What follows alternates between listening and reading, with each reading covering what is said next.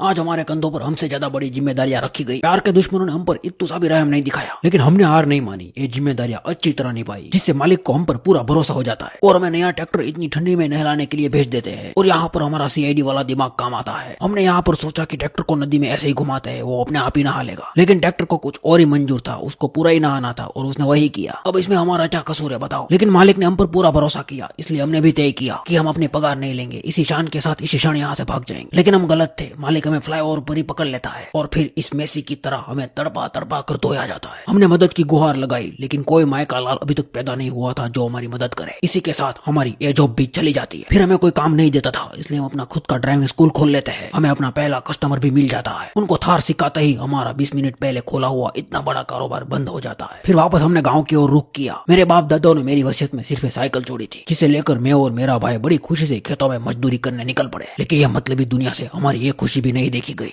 परंतु